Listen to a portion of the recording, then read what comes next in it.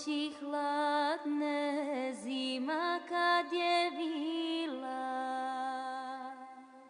Srpkinja je majka čekala svog sina. Čekala je sina, molila se Bogu, s košara da dođe, donese slobodu. Al umesto njega pismo joj je stiglo od sina junaka i na noge diglo. S ovog boja, majko, povratka mi nema,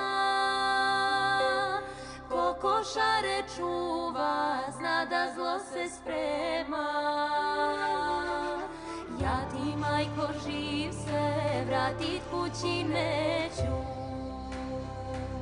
i sad već u crkvi zapali mi sveću,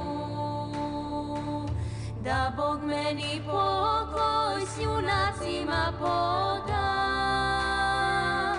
Skupom cenom, majko, plaća se sloboda. A sina mog uči, ovo mu kaži, tvoj je otac, sine, na nebeskoj straži. Tamo gde je Lazar svoju glavu dao, na kosmetu svetom i tata je pao.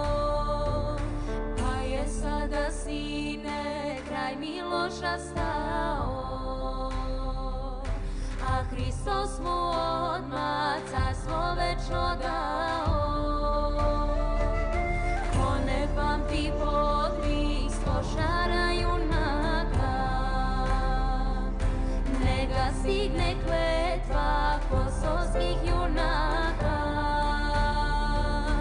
Ko ne pamti podvig s košara junaka,